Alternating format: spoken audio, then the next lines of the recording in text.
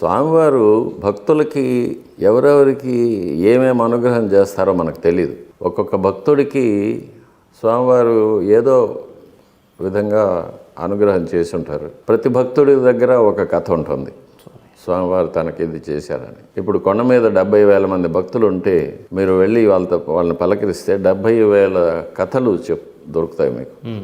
కాబట్టి తిరుమలకు వచ్చి వట్టి చేతులతో వెళ్ళిన వారు ఎవరు లేరు. స్వామివారు అనుగ్రహం ప్రతి వారికి ఇస్తూనే ఉంటారు. స్వామివారి స్వయంగా స్వామివారి మాటల్లో చెప్పాలంటే బ్రహ్మాది దేవతలకు ఒక వాక్కు ప్రదానం చేస్తారు. నేను ఈ శ్వేతవరాహ కల్పం చివరి వరకు సాక్షాత్ వైకుంఠంలో ఎలా ఉంటానో అదే వైభవంతో ఈ వెంకటాచల పర్వతాల్లో వెలిసి ఉంటాను. ఇక్కడ ఒక భ్రమను కల్పిస్తాను. ఆ భ్రమను చూసి భక్తులందరూ ఇదే భగవంతుడు అనుకొని అల్పమైన కోరికలు కోరుతూ ఉంటారు. వాళ్ళకి ఆ కోరికలను నేను అనుగ్రహించి వాళ్ళని పంపించేస్తూ ఉంటాను. వాళ్ళు మళ్ళీ మళ్ళీ కోరికలతో వస్తూ ఉంటారు, మళ్ళీ మళ్ళీ తీర్చి పంపిస్తూ ఉంటాను. ఏ కోటిలో 10 కోట్లలో ఒక్కడు వస్తాడు. వాడు ఆ భక్తుడు నాకు నువ్వే కావాలి అంటాడు. అటువంటి భక్తుడిని నేను చేరదీసి నా పాదాల దగ్గర ఉంచుకొని జీవితాంతం కాపాడి చివరికి నాలోకి నేను ఐక్యం చేసుకుంటాను. ఆ భక్తుడు ఒక్కడే ఆ భ్రమను వీడి నేను వైకుంఠంలో ఎలా ఉంటానో ఆ దర్శనం చేసుకోగలడు నా అనుగ్రహం వల్ల. కాబట్టి అటువంటి భక్తుడు ఎప్పుడో యుగానికి ఒక్కడు వస్తున్నాడు అని స్వామివారి మాటలతోనే చెప్పింది. కాబట్టి భక్తులు తమ కోరికలు తీరగానే స్వామివారికి ఒక కృతజ్ఞత చెప్పే విధంగా వాళ్ళకి తోచిన కానుకలు కానీ, వాళ్ళు వేడుకున్న విధంగా కానీ, మొక్కుకున్న విధంగా కానీ ఏదో విధంగా స్వామివారికి కానుకలు సమర్పించుకుంటూ ఉంటారు. కాబట్టి ఎక్కువ మంది భక్తుల కోరికలు తీరుతూ ఉంది కాబట్టి ఎక్కువ కానుకలు వస్తూ ఉంటాయి స్వామివారికి. గురూజీ, యాక్చువల్లీ ప్రపంచంలో ఇన్ని ఆలయాలున్నా శ్రీ వెంకటేశ్వర ఆలయానికి మాత్రమే ఎందుకు ఆ ధనిక ఆలయంగా పేరు వచ్చింది అని అంటే ఏం చెప్తారు? అదే స్వామివారికి భక్తులు ఎక్కువ. వాళ్ళ ప్రపంచంలో చాలా ఆలయాలు ఉన్నాయి కదా స్వామి, అన్నిటికీ కూడా అలా రావచ్చు. వాళ్ళ కోరికలు తీరాలి కదా. అచ్చా. సో అత్యధిక ఇక్కడ తీరినట్టుగా ఎక్కడ తీరదు కదా. వెంకటేశ్వర స్వామి వారు ఉన్నారంటారు. ఇక్కడ కోరికలు తీరినట్టు ఇంకా ఏ క్షేత్రంలోనూ తీరదు. అందువల్ల స్వామివారి కానుకలు ఎక్కువ వస్తూ ఉంటాయి. అదే కారణం, ఇంకేం కారణం వెళ్ళి. స్వామివారికి వెంకటాద్రి అని, నీలాద్రి అని, అంజనాద్రి అని ఇలా ఎన్నో పేర్లు ఉన్నాయి. ఇలా ఎందుకు అండ్ ఎన్ని పేర్లు ఉన్నాయి దాని గురించి కొద్దిగా. అది స్వామివారు అనుగ్రహించిన భక్తుల యొక్క పేర్లతో ఆయా పర్వతాలు వెలిసి ఉంటాయి. అంజనాదేవిని అనుగ్రహించినందువల్ల అంజనాద్రి అని, గరుత్మంతుడు ఆదిశేషుడు ఇద్దరు వైకుంఠం నుంచి ఆ క్రీడా పర్వతాన్ని ఇక్కడ తీసుకొచ్చిన దానివల్ల గరుడాద్రి అని, శేషాద్రి అని, నీలుడనే వానరుడు తపస్సు చేసి మోక్షం పొందినందువల్ల నీలాద్రి అని, వృషభాసురుడిని సంహరించిన దానివల్ల అతని కోరిక మీద ఆ కొండకు వృషభాద్రి అని, దేవతలందరూ నివసించడం వల్ల వృషాద్రి అని, ఇలా రకరకాల పేర్లు. ఇవే కాకుండా ఈ 7 పేర్లే కాకుండా తిరుమలకు దాదాపు ఒక 30 కారణాంతరాల వల్ల ఏర్పడిన పేర్లు ఉన్నాయి. ఒక్కొక్క యుగంలోనూ వెంకటాచల పర్వతాలను ఒక్కొక్క పేరులో పిలిచేవాళ్ళు. అలాంటివి చాలా ఉన్నాయి. గురుగారు, ఇప్పుడు మనం ప్రజెంట్ కలియుగంలో ఉన్నాం. కలియుగంలో ప్రపంచం అంతా అంతమైపోతుందని ఇటు గీత కానీ, లేదా బైబిల్ కానీ, లేదంటే ఖురాన్ కానీ ఏ మత గ్రంథాన్ని చూసినా కూడా తొందరలో సృష్టి అంతా కూడా నాశనం అయిపోతుంది అని చెప్తూ ఉంటారు. ఎంతవరకు నిజం ఇది?